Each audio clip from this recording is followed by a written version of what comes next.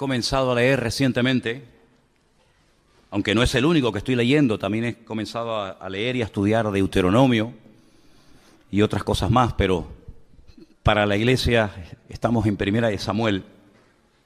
Y recientemente vimos la vida de aquellos dos jóvenes, aquellos dos sacerdotes, hijos de Elí, llamados Ofni y Finés, hombres perversos, como decía en el texto original, ¿se acuerdan? Benei Belial, hijos del diablo, así dice en hebreo.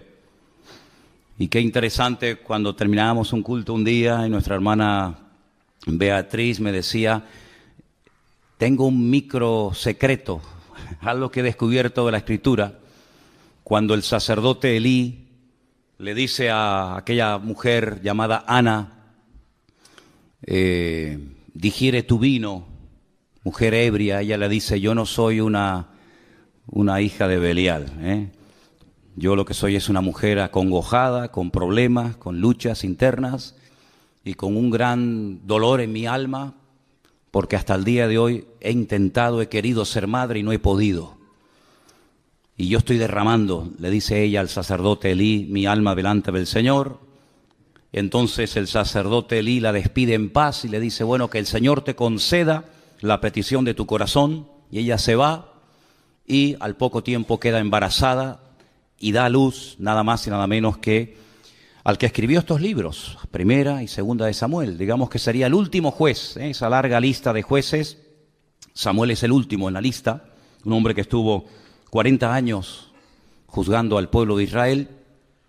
Y en el capítulo 4, después de hablar al pueblo y después de bendecirlo, etc., Israel toma la iniciativa de lanzarse a la guerra nada más y nada menos que contra los filisteos. Dice el versículo 1, por aquel tiempo salió Israel a encontrar en batalla a los filisteos. Los filisteos no le estaban atacando, fueron ellos los que dijeron, vamos a atacar, vamos a encontrar, vamos a ponernos en el camino y vamos a hacerle la guerra a los filisteos. Y dice que Israel acampó junto a un lugar llamado Ebenezer, la piedra que me ayuda, o como algunos han traducido, hasta aquí nos ha ayudado el Señor, y los filisteos acamparon en Afec, lugar que significa la fortaleza. Ahí estaban uno enfrente del otro, el valle en el centro, y es terrible porque dice que los filisteos vencieron a Israel. Miren lo que dice el versículo 2. Los filisteos presentaron la batalla a Israel y trabándose el combate, Israel, el pueblo de Dios, fue vencido. Y dice que huyeron de la batalla y en aquel día murieron como 4,000. 4,000 personas. Ahora, yo no sé quién se encargaba de contar a los muertos, pero contar 4,000 cadáveres tiene que ser un trabajo tremendo, ¿no? Pero es que no solamente murieron 4,000, después vamos a ver que murieron muchos más. Y la cuestión está, ¿cómo es posible que el pueblo de Israel, que en aquel momento era el pueblo escogido por el Señor, perdieran una batalla frente a enemigos como los filisteos, que eran paganos, eran idólatras? Su dios principal era Dagón, tenía la forma de un pez, como si fuera una sirena, aunque tenía cara de hombre. ¿Cómo es posible que perdieran frente a un enemigo tan malo y tan perverso como los filisteos, el pueblo de Dios? Bueno, en primer lugar vemos que el Señor no le dijo en esta ocasión a Israel que fueran a pelear contra los filisteos ni contra nadie. Y eso es algo muy importante, es algo que hay que tener en cuenta, ¿saben? No se meta donde Dios no lo llama, hermano. No empiece a meterse en cosas, ahora voy a hacer esto, ahora voy a hacer aquello, sin tener instrucciones específicas de parte del Señor. Porque vas en tu nombre, vas por impulso, vas en la carne, y eso a la larga te pasa factura. ¿Quién le dice a Israel, váyanse a la guerra y peleen contra los filisteos? Nadie. No es como en otras ocasiones que Dios habla y Dios revela su plan y su propósito al pueblo, sino que en esta ocasión Israel dice, vamos a pelear. en un golpe de impulsividad o de emoción, vamos a pelear contra los filisteos, que era una nación, que era un pueblo que estaba en la costa mediterránea, tremendamente poderoso, y se metieron en una batalla sin prepararse espiritualmente. Si no solamente no tienen una palabra específica del Señor, sino que no están preparados espiritualmente. Es más, si uno analiza el estado espiritual de Israel en aquel tiempo, no era el mejor, sino más bien todo lo contrario, era cuando peor estaban. Fíjense cómo estaba el liderazgo. Ofni y Fines, sacerdotes perversos, corruptos, que violaban a las mujeres en la puerta del tabernáculo en Silo. Personas que abusaban de su puesto como sacerdotes, quitándole a la gente ofrendas a la fuerza. El pueblo estaba en un momento terrible. No había comunión, no había relación con el Señor. El único del cual habla bien el Señor en aquel tiempo era de Samuel. Pero del pueblo, el pueblo estaba fatal.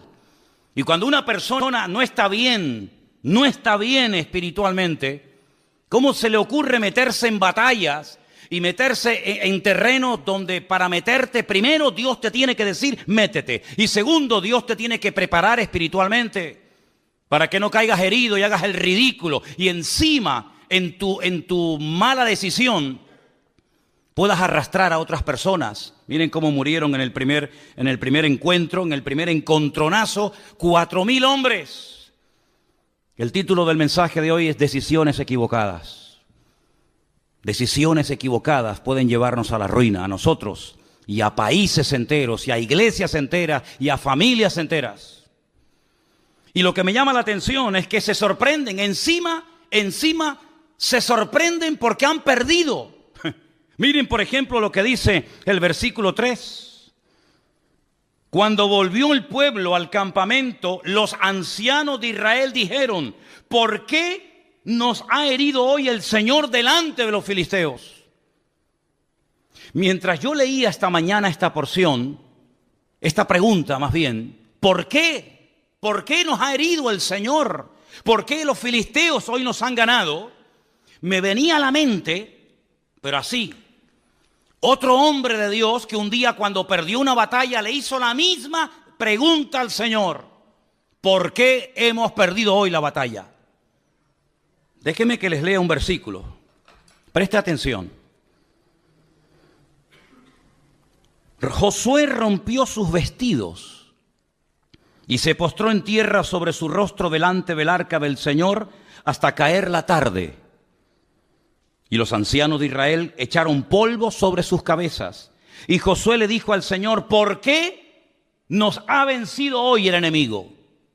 La misma pregunta, ¿por qué nos ha sucedido esta tragedia hoy en Israel? ¿Por qué nos has entregado en las manos de los amorreos para que nos destruyan? Ay, Señor, ¿qué le diré? ¿Qué dirán que Israel ha vuelto sus espaldas delante de los enemigos? Porque los cananeos y los moradores de esta tierra oirán y nos van a rodear y borrarán nuestro nombre sobre la faz de la tierra. Y entonces, ¿qué harás tú con tu gran nombre? Pero espérense, la diferencia entre la pregunta que le hace el pueblo de Israel al Señor en 1 Samuel 4 y la pregunta que hace en Josué capítulo 7, Josué al Señor, es muy diferente, porque unos no esperan que Dios responda. Cuando tú haces una pregunta, espérate a que se te responda. No preguntes y respondas al momento, sino infórmate, cerciórate si lo siguiente que quieres hacer es lo correcto o vas a seguir metiéndote más en líos. Sin embargo, con Josué fue diferente, porque él rasga sus vestiduras delante del Señor. Él dice, ¿cómo es posible que ayer le ganamos a los de Jericó, una ciudad inmensa, y hoy nos vamos a pelear contra una población, una localidad muy pequeñita llamada Jai, y perdemos? ¿Cómo es posible que al grande le ganemos y al chico perdamos? Y ahora Dios habla y le dice, escuchen, el Señor le dice a Josué, levántate, ¿por qué te postras sobre tu rostro? Israel ha pecado y aún ha quebrantado mi pacto que yo les mandé, y también han tomado del anatema y hasta han hurtado, han mentido y lo han guardado en sus enseres. Por esto los hijos de Israel no podrán hacer frente a sus enemigos, sino que delante de sus enemigos volverán las espaldas. Por cuanto han venido a ser anatemas, yo no estaré con vosotros. Levántate y santifica al pueblo. Y todos conocemos el resto de la historia de cómo un solo hombre llamado Acán, quebrantó la orden de no coger, de no llevarse nada a su tienda y traer maldición al pueblo. Y entonces cuando ellos santifican, cuando ellos arreglan el problema, se levantan, van a la batalla y vencen al enemigo. Pero en el caso de 1 Samuel 4 no sucedió así, sino que le preguntan al Señor, ¿por qué nos ha herido hoy el Señor? Y no esperan que Dios les hable. Es que a mí me sorprende algunas personas que se enfadan con Dios, se molestan con Dios porque le han salido algunas cosas mal y no tienen la paciencia y la sabiduría de decir, bueno, Señor, ¿en qué he pecado? ¿Qué he hecho mal? ¿Hay algo que tengo que corregir? ¿O sigo en la línea en la que voy y me voy a ir a la ruina yo y todos los que están conmigo? No esperaron en el Señor, no dijeron, bueno, vamos a estar un tiempo en oración, en búsqueda sincera y genuina de parte del Señor, sino que automáticamente preguntan y mira lo que hacen. Versículo 3, traigamos a nosotros de Silo el arca del pacto del Señor para que viniendo entre nosotros nos salve de la mano de nuestros enemigos. Otro error más. Primer error, ir a la guerra sin que Dios te lo diga. Segundo error, no prepararse espiritualmente. Tercer error, trasladar el arca del Señor sin ningún mandato específico, creyendo que el arca del Señor es una especie de amuleto contra la mala suerte, creyendo que es una especie de talismán, creyendo que es una especie de objeto milagroso o de lámpara de Aladino, que en cuanto haga presencia en el campamento de Israel, todos los problemas se van a solucionar inmediatamente. ¿Cuánta gente se rodea de cruces, de estampitas, de resguardos, de amuletos, creyendo que de esa manera están protegidos contra los malos espíritus, las malas influencias, que Dios está con ellos? ¿Saben lo que demuestran las personas que recurren a cosas creadas por el ser humano para autoprotegerse contra el mundo espiritual? ¿Saben lo que demuestran? Que no conocen a Dios. Porque si conocieran a Dios, sabrían perfectamente que Dios no necesita de nada ni de nadie para proteger tu vida y pelear tus batallas. No tenemos que llevar cruces en el cuello para protegernos de nada. No tenemos que llevar ningún tipo de amuleto, de resguardo para decir, ay, es que por si acaso me hacen algo o por si acaso alguien me hace algo. No, mi hermano, el ángel del Señor acampa alrededor de los que le temen y los defiende, dice la Biblia. Y decía el rey David, y de esto sabía mucho, y aunque un ejército acampe contra mí, no temerá mi corazón, porque el Señor es mi luz y mi salvación. Bendito sea Dios. Ellos dijeron, no, traigamos el arca. No importa si estamos en pecado, no importa.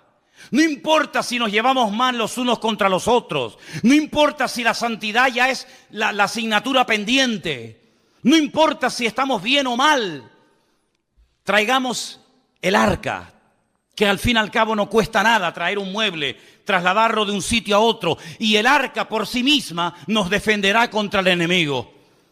Pero el arca no fue diseñada ni creada por el Señor para tales objetivos. El arca era, digamos, un mueble.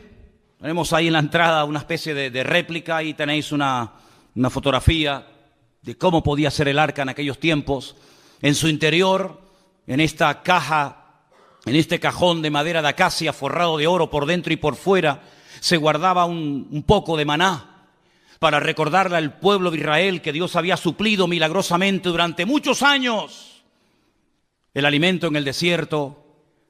Se guardaban las tablas de los 10 mandamientos, las que rompió Moisés la primera vez y la segunda, que estaban intactas en su interior.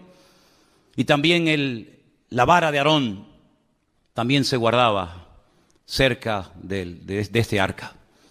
Era un mueble de oro. Arriba pueden ver, en la parte de arriba, entre las alas de los querubines, estaba lo que llamaban el propiciatorio, y era el lugar en donde entraba el sumo sacerdote una vez al año y derramaba la sangre de un sacrificio que previamente había hecho en la entrada, y allí oraba y allí intercedía para que Dios protegiera al pueblo de Israel durante un año más, hasta el próximo día de Yom Kippur, el día del perdón. Tremendo.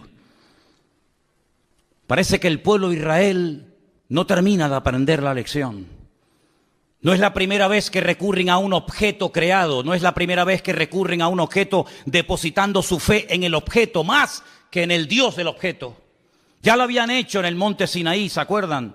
Cuando dice la Biblia que según ellos, Moisés tardaba mucho. No sabían qué había ocurrido con el varón de Dios. Y entonces dijeron, mira, como no sabemos lo que ha pasado con este hombre, si está vivo, si está muerto, si vendrá o no vendrá más, vamos a hacernos unos dioses que nos vuelva otra vez a llevar por el desierto y volvamos otra vez a Egipto. Y dice la Biblia que Aarón, el hermano de Moisés, le pidió a la gente que les diera zarcillos y pendientes de objetos de oro, y lo fundieron y le dieron forma, y dice que hicieron un becerro de oro. Y entonces le dijeron, este es el Dios que te sacó de Egipto. Y cuando Moisés baja de la montaña se encuentra aquel espectáculo vergonzoso y les dice, ¿qué habéis hecho? Y Aarón, tratando de justificar lo injustificable, les dice, no sé, yo cogí el oro, lo eché en el fuego y salió esto. Así dice, léanlo. Yo eché el oro y de repente, no sé, ¡pum!, apareció así de la nada este becerro de oro. Y Moisés se indigna y rompe las tablas de los 10 mandamientos y tiene que otra vez volver a subir a la montaña, porque ellos lo que querían era tocar, ellos lo que querían era ver a ese Dios, que no era ese Dios ni mucho menos, ¿verdad? Ya también lo hicieron en la época de Gedeón. No sé si se acuerdan ustedes que Gedeón hizo un efod, que al final terminaron adorándolo. No sé si recuerdan la historia de cuando Moisés peca por murmuración en el desierto y mueren miles de personas. Y el Señor le dice que haga una serpiente de bronce y que la clave en un asta para que la gente cuando la mire, detrás de todo esto hay una explicación extraordinaria. Y dice que aquella serpiente de bronce en los tiempos de los reyes le presentaban incienso y fue objeto de adoración hasta que tuvieron que despedazarla. Y así el hombre tiene siempre como una tendencia a agarrarse a cosas. Y alguien dijo que potencialmente todos los seres humanos tenemos tendencia a la idolatría. Parece mentira. Hay gente que dice, no, yo no adoro a nadie, sí, pero luego pero tus hijos los adoras, ¿verdad? O adoras tu casa, o adoras tu trabajo, tu coche, o tus pertenencias. El hombre siempre está tratando de tener algo a lo cual agarrarse y de poder ver, de poder... Sin embargo, nos olvidamos de aquella palabra tremenda en el Evangelio según San Juan, capítulo 4, cuando el Señor Jesucristo dice que Dios es espíritu. Y los que quieran adorar a ese Dios de espíritu tienen que hacerlo en espíritu y en verdad. Y la palabra del Señor nos enseña que nuestro Dios no se puede hacer, no se puede medir, no se puede pensar, porque nuestro Dios es, primero, inmortal. Segundo, infinito. Dígalo conmigo. Tercero, inmutable. Cuarto, inalterable. Quinto, incomparable. Sexto, inigualable. Séptimo, inescrutable. Y así podríamos estar toda la noche enumerando características de nuestro Dios. Y nuestro Dios prohíbe que se le hagan a Él figuras de oro, de plata, de piedra, de bronce o de lo que sea, sino que al Señor tu Dios adorarás y a Él solo servirás, sin darle ningún tipo de forma, sin darle ningún tipo de medida, sino que nuestro Dios es espíritu y por eso Él ha puesto su espíritu en nosotros para que podamos comunicarnos con Él por la fe y no por vista. ¿Cuántos dicen amén? Pero Israel cayó en la torpeza de creer que porque venía el arca al campamento, lo cual trajo aparentemente mucho júbilo y mucho grito, pero solamente fue eso. Mucho grito, nada más. Hay algunas iglesias que a veces dicen, demos un grito de júbilo. Y después del grito de júbilo, ¿qué queda? Porque aquí gritaron, y dice que gritaron tanto que el enemigo se asustó. Y dice que gritaron de tal manera y con tal volumen que dice que la tierra tembló.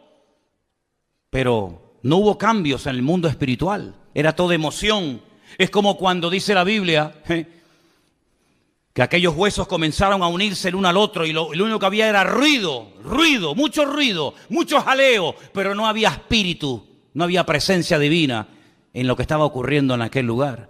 Y en todas nuestras acciones, en todo lo que hagamos, pensemos o planeemos, no solamente tenemos que buscar la expectativa, el ruido, la apariencia, sino tener el aval y el respaldo divino de que Dios está detrás de la obra o de la palabra o de la acción que estoy haciendo. ¿Cuántos dicen amén?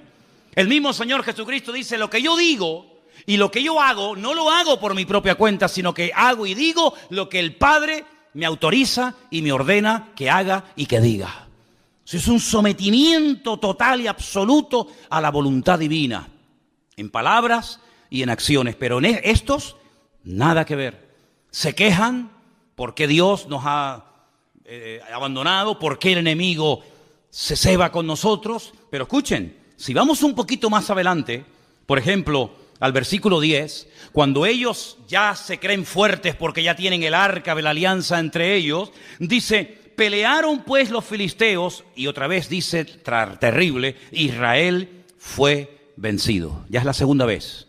Primera vez, te di una paliza y 4,000 hombres perdieron la vida. Y no aprendes, no hay manera, Vas de mal en peor y sigues y sigues y sigues. Pero ¿cuándo nos vamos a dar cuenta que lo natural es un reflejo de lo espiritual? ¿Cuántos millones de veces tengo que decir lo mismo? Que cuando las cosas van mal, Dios te está dando un mensaje que tienes que saber interpretarlo y tienes que pararte y preguntarle al Señor, Señor, ¿qué está ocurriendo? Porque no es como el mundo dice, bueno, es mala suerte, es una mala temporada, no. Sino que la palabra del Señor nos da principios concretos y específicos para que la victoria no sea algo casual, algo esporádico, sino sea la tónica habitual de nuestra vida. Y cuando en mi vida no hay victoria, cuando en mi vida lo único que hay son desgracias, follones, peleas, divisiones, enfermedades, conflictos, etcétera, etcétera, tienes que pararte, querido.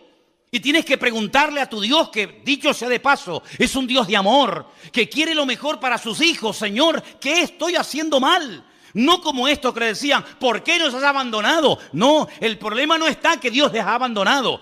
El problema es que ustedes han abandonado a Dios. No le eches la culpa a Dios.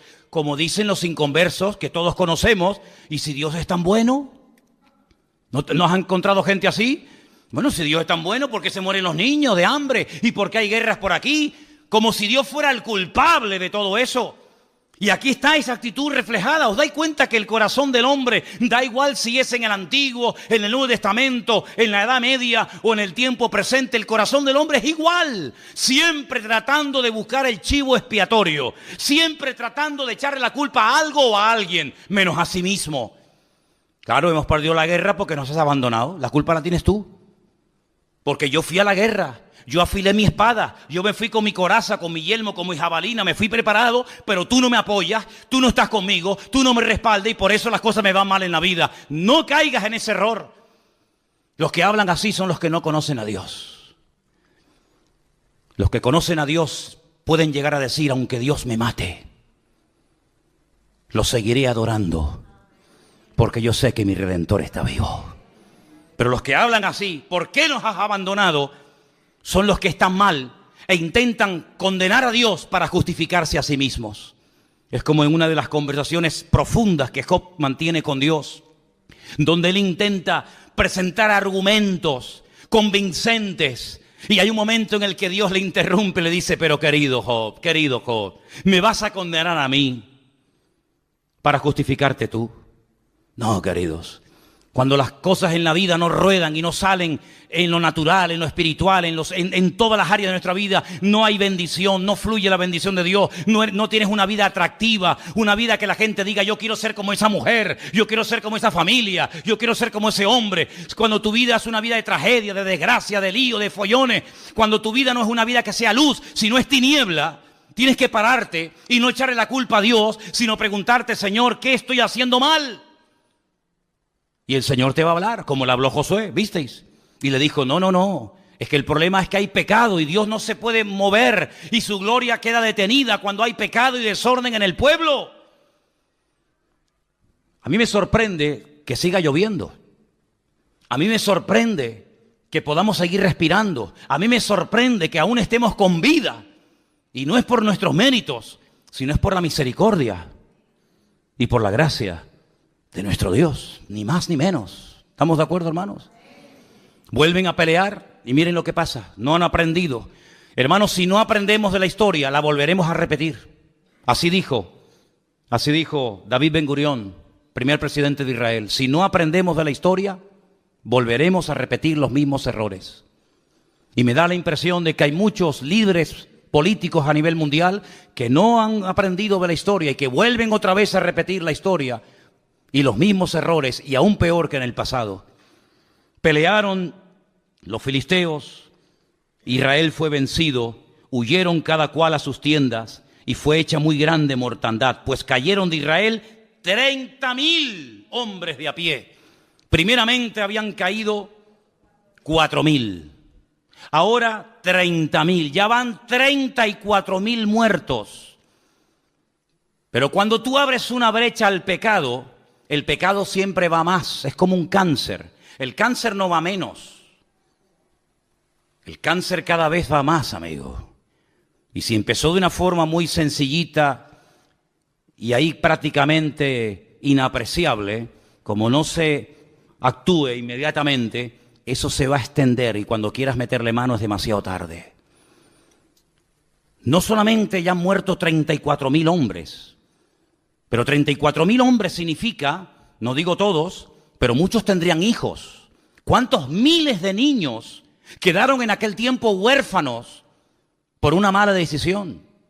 ¿Cuántas viudas? Porque la mayoría de estos hombres que iban a la guerra eran mayores de 20 años. De hecho, si no tenían 20 años o más, no podían ir a la guerra. Y a esas edades, la mayoría de los hombres ya estaban casados.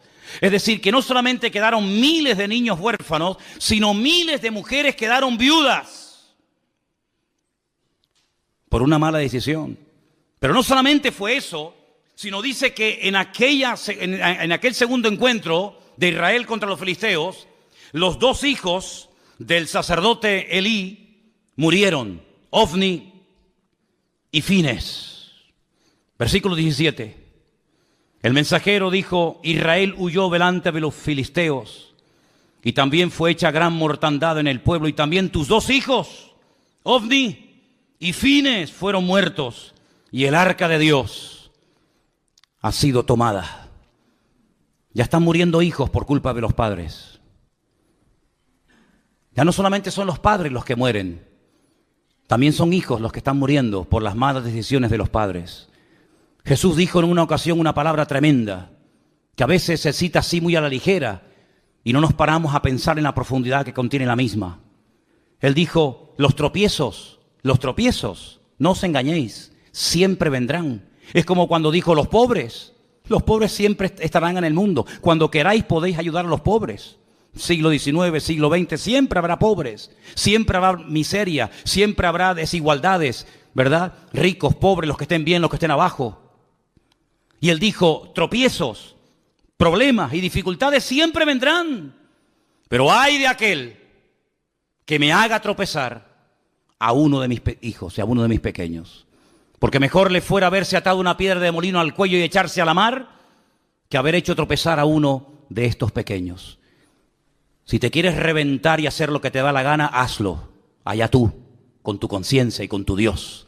Pero ten cuidado que en tu locura arrastres a tus hijos y el día de mañana te pese en el alma y en el corazón haberlos tenido del tingo al tango, ahora aquí y mañana allá, y al final ni comes ni dejas comer a tus hijos. Ten mucho cuidado, porque por la locura de esta gente, no solamente niños quedaron viudos, no solamente huérfanos, no solamente mujeres quedaron viudas, sino que ahora también están comenzando a morir hijos.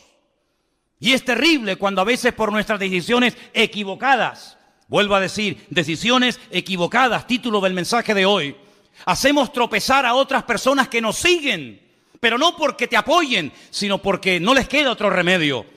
Pero no te olvides que el que te sigue a la fuerza algún día te abandonará, porque los que nos tienen que seguir a nosotros no es por la fuerza, no es por la presión, sino es por la convicción. También seguían a Saúl, pero dice que le seguían temblando de miedo. Pero sin embargo dice que había muchos que seguían a David desarmados, pero porque tenían una confianza tremenda en su líder, porque sabían que era el hombre más cerca del corazón de Dios.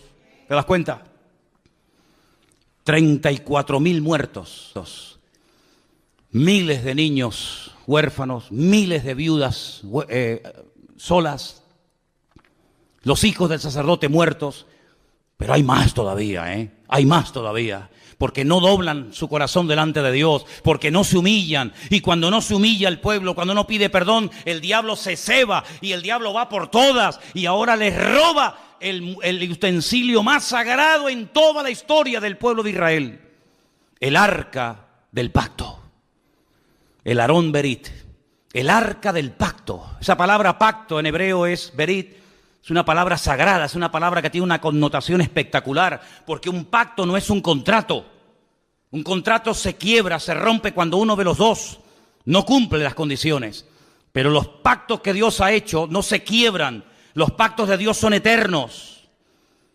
Y ellos traen ese mueble que es el símbolo, es la representación física, tangible y visible de un pacto que un Dios eterno ha hecho con un pueblo que le está siendo infiel. Y lo que recurren es al tipo, al símbolo, en vez de al Dios del pacto.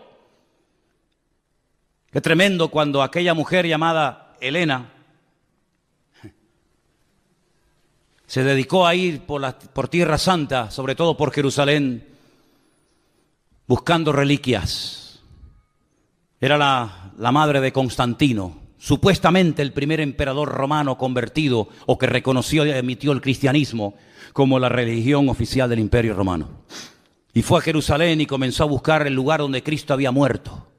Y fue a Jerusalén buscando la túnica que le habían quitado los romanos cuando estaba clavado en la cruz. Y fue a Jerusalén tratando de encontrar astillas de aquella cruz y los clavos y las espinas y la sandalia y esto y aquello. Y ahí comenzó todo un negocio y toda una parafernalia litúrgica y religiosa acerca de cosas, ¿verdad?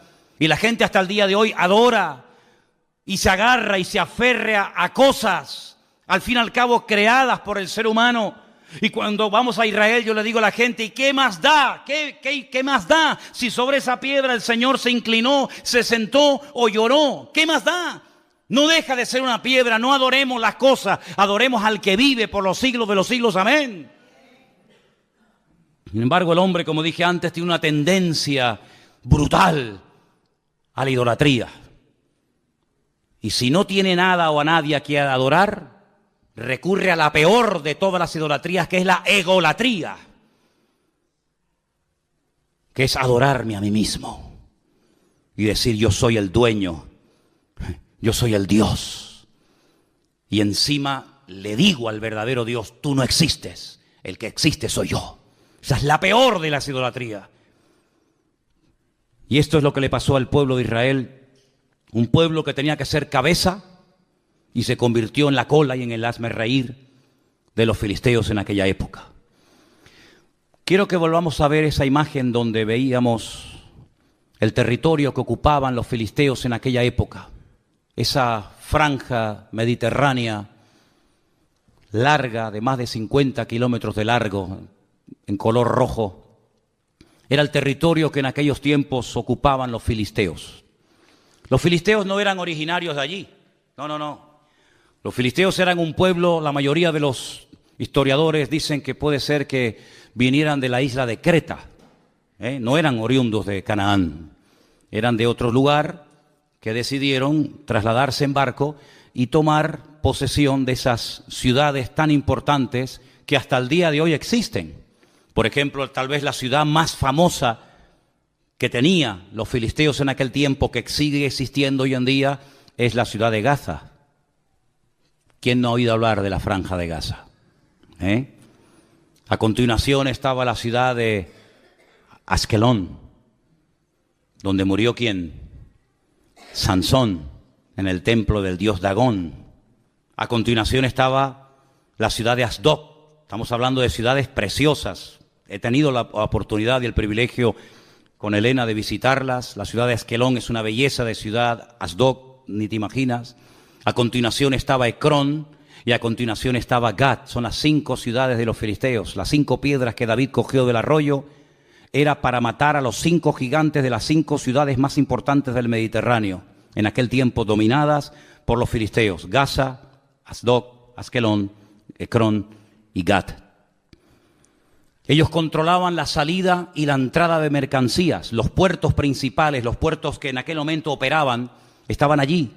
Y ellos podían otear al horizonte las naves que venían con suministros y también controlaban la mercancía que salía del país. Es decir, los filisteos eran expertos en oprimir la economía del país.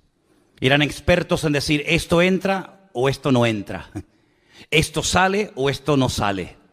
Es decir, no eran enemigos que solamente peleaban cuerpo a cuerpo con Israel, sino eran enemigos que atacaban el suministro de mercancías, ¿verdad? Toda la infraestructura de los filisteos era precisamente evitar que económicamente el país prosperara, porque ellos eran los que permitían o impedían que las mercancías entraran o salieran del país. Qué interesante, ¿verdad? Cómo cada uno de los enemigos que se afincaron en la tierra de Canaán, cada uno de ellos tenía su característica.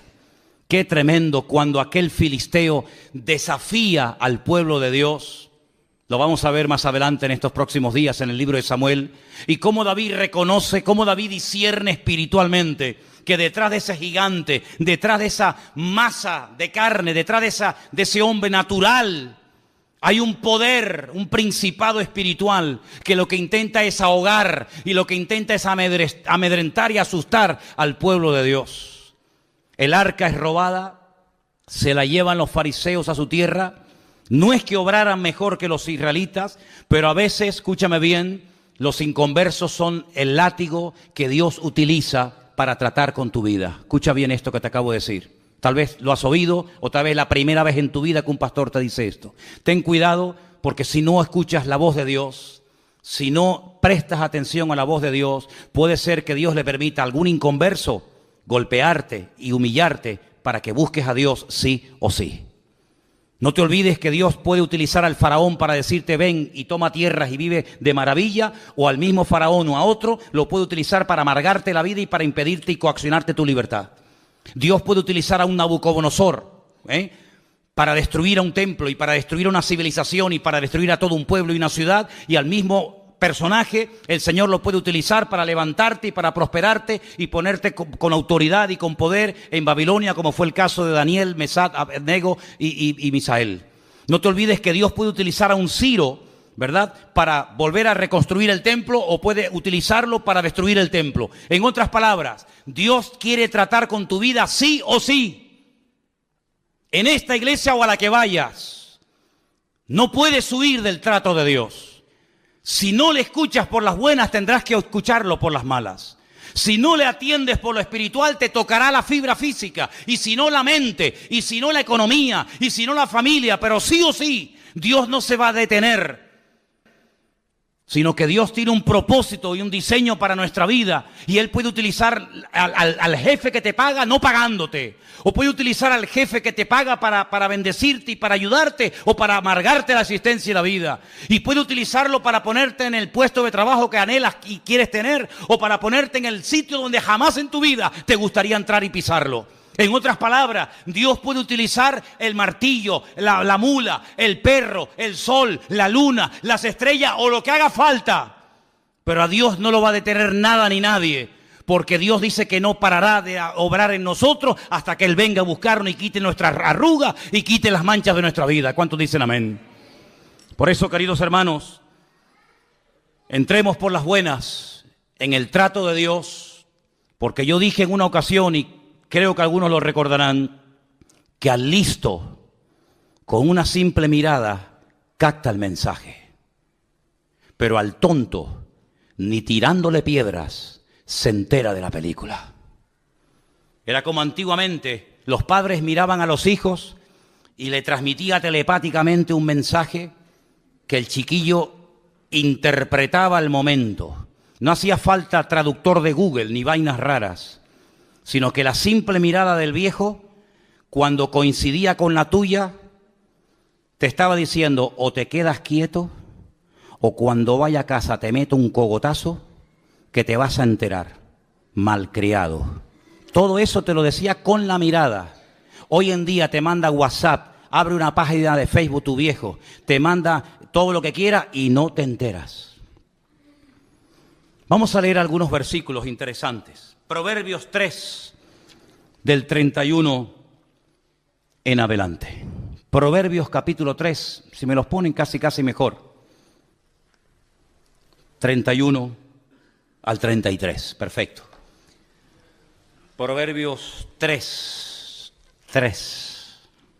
del 31 al 33. No envidies al hombre injusto. ¿Conoces a alguien que se porta injustamente contigo? ¿No? Bueno, yo sé que ustedes siempre están en otro nivel, están en una dimensión espiritual a la que yo todavía no he llegado, pero si algún día conoces a alguna persona injusta que le va bien, tiene un buen coche y tal y cual, dice, no lo envidies, no tengas envidia del injusto, ni escojas ninguno de sus caminos, porque el Señor abomina. Ay, nos habían dicho que Dios ama al pecador y aborrece el pecado. ¿No nos habían dicho eso? Pues es que eso no está en la Biblia. No, hermano. La Biblia dice que Dios ama al pecador, pero aborrece el pecado. ¿Y dónde está eso? Eso no es en la Biblia. Eso se lo inventaron yo no sé quién. Yo lo que leo es que Dios abomina al perverso. ¿Cómo va a amar Dios a un violador de niños? Tendrá que arrepentirse de su pecado para cambiarlo y para hacer algo en su vida. Pero mientras no se arrepienta, el violador, el asesino, el ladrón, el injusto, etcétera, etcétera, dice, Dios lo abomina. Abomina al perverso. Pero su comunión íntima, ¿con quién es? Con los justos. Y el 33, porque la maldición de Dios, ay amigo, ahora se va a dar cuenta porque hay gente que está así. Porque la maldición de Dios es real, es tan real como la bendición de Dios, igual. La maldición de Dios, ¿dónde está? En la casa del impío, de los que le han dado la espalda a Dios. Pero Él bendecirá la morada, la casa de los justos. Así es lo que dice la palabra. Salmo 37. 1 y 2, un salmo que le gusta mucho a Miriam. Salmo 37, 1 y 2, es precioso. No te impacientes a causa de los malignos. Otra vez la envidia. Ni tengas envidia de los que hacen iniquidad, porque como hierba serán pronto cortados y como hierba verde se secarán. ¿Cuántos dicen amén? Y el último. Segunda de Pedro, capítulo 2, del 20 al 22. Dice así la palabra. Ciertamente, y esto es muy fuerte esta palabra que voy a leer esta noche. Espero que no haya nadie que esté viviendo en este terreno. Porque mira lo que dice el Señor. Si habiéndose ellos, está hablando de gente que conoció, gente que tuvo un encuentro con el Evangelio. Si ellos, habiendo escapado de las contaminaciones del mundo. ¿Y cómo escaparon del sistema de valores del mundo? Como dice ahí, de las contaminaciones del mundo. ¿Cómo lo hicieron? Por el conocimiento del Señor y Salvador Jesucristo. Así escaparon de ese mundo. No por fuerza de voluntad. No porque dijeron, bueno, yo me voy a proponer no juntarme con gente mala, voy a intentar cambiar. No es por ese sistema.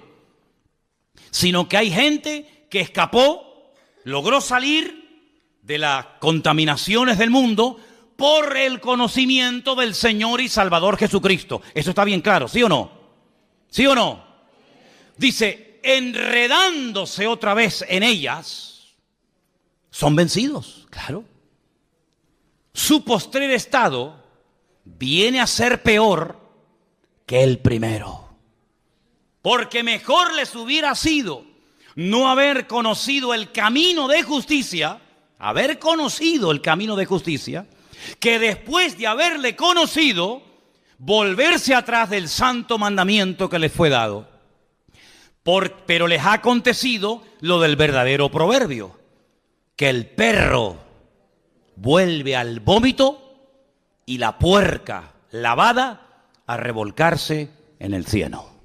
Ay, amigo, más claro agua, ¿eh? Aunque usted no lea esto en hebreo, ni en arameo, ni en griego, usted lo entiende perfectamente. Yo tengo que decir como pastor, y me gustaría decir todo lo contrario, pero mentiría si lo hiciera, que nunca he conocido a nadie que se haya apartado de los caminos del Señor, que su vida haya sido una maravilla. Si así fuera, más de uno se vería tentado a decir, oye, separándome del Señor, vivo mejor. Pero es que no hay ni la más mínima tentación en los que hemos nacido de nuevo. No tenemos ni la más mínima tentación de separarnos, de dejar a Dios, de darle las espaldas. ¿Saben por qué? Porque no hay ni una sola persona, se llame quien se llame y viva donde viva, que habiendo conocido al Evangelio y al Señor, apartándose de Él, la vida de fuera mejor. Sino que el Señor los compara con un perro que vomita y se vuelve a comer lo vomitado. Y si lo compara con un cerdo que lo lava y en cuanto encuentra basura, se vuelve a revolcar en él. Y dice, y el postrer estado es peor que el principio. Hermano, si usted no entiende esto, yo ya no sé cómo decírselo. En otras palabras, este pueblo quiere arreglar externamente lo que solamente se puede arreglar internamente. Mira, no le estés regalando tantas flores a tu mujer y después la estás engañando con otra. ¿Me entendiste? Toma, mi amor, un ramito de flores. Es que yo no quiero flores, yo quiero tu corazón. Yo quiero tu fidelidad. Mira, te voy a llevar esta noche a cenar. Métete la cena por donde te quepa. Le diría alguna. Yo no quiero que me des cena. Yo lo que quiero es que estés más tiempo en casa con tu mujer y con tus hijos. Así era Israel. No se arrepienten, no buscan de Dios, no viven en santidad, no ponen sus vidas en orden, pero tráiganos el arca, que trayéndonos el mueble se arregla todo. Es como aquellos que dicen, no, yo tengo una Biblia y te enseñan una Biblia así. ¿Y para qué la quieres? Y el crucifijo, y el rosario, y tantas cosas externas, que lo único que hacen es dar una pincelada de cristianismo, pero tu corazón está lejos. Como decía el Señor, aquellos fariseos de la época, con su boca me adoran, pero su corazón está lejos de mí. Y su temor de Dios no es más que puro mandamiento aprendido de memoria, de padres a hijos, de generación en generación. El Señor, que lo que busca, señales externas, o que verdaderamente cambiemos y hagamos frutos dignos de arrepentimiento. ¿Qué les parece, hermanos? Pues eso es lo que buscaba el Señor en este pueblo en aquel tiempo, y lamentablemente no lo encontró. Quiero terminar contándoles una historia real de un hombre que era científico y viendo cómo estaba el mundo tan deteriorado, tan en pésimas condiciones, intentó en su laboratorio encontrar la respuesta a los males del mundo. Y ahí estaba de noche y de día con sus fórmulas químicas y matemáticas y esto y aquello, tratando de encontrar algo, no sé, algo, una pastilla, un remedio para los problemas del mundo. Pasaba horas y días, semanas enteras en su laboratorio, tratando de encontrar el remedio para los males del mundo. Y cuando estaba allí metido con todo su trabajo y con toda la faena, de repente entra en el laboratorio su niño pequeño de 6, 7 años, revoltoso, toqueteando, jugueteando con todo. Y el padre sabe que no va a poder seguir trabajando porque el chiquillo era muy inquieto. Y entonces no se le ocurre otra cosa al padre que coger una revista donde hay un mapa del mundo, lo arranca, la corta en pedacitos y le dice al niño, toma, tú solo, quiero que arregles el mundo, quiero que pongas cada continente y cada ciudad en su sitio, cada país en su sitio. Y le da esas hojas del mapa rotas y un trozo de una cinta adhesiva para que lo arregle y se lo traiga al padre. El padre dice, bueno, ahí lo tendré aburrido y me dejará trabajar tranquilo. Al poco rato, el niño se acerca al padre y dice, papá, ya está todo arreglado. El padre le dice, no puede ser, no puede ser. A ver, muéstrame qué es lo que has hecho. Y efectivamente, le muestra el mapa perfecto.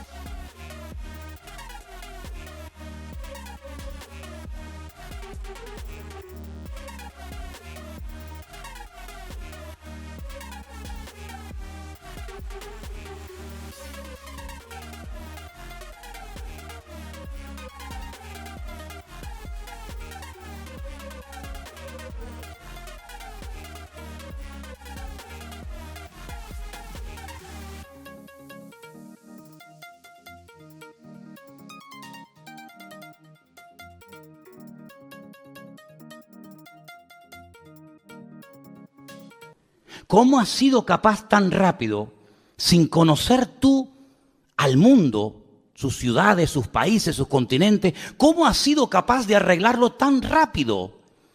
Y le dice, papá, es que yo no sé arreglar el mundo, pero cuando arrancaste la hoja, yo vi que por detrás había la figura de un hombre. Y entonces lo que yo hice fue arreglar primeramente la figura del hombre, que la conozco. Puse los brazos del hombre en su sitio, las piernas, la cabeza, y cuando arreglé al hombre,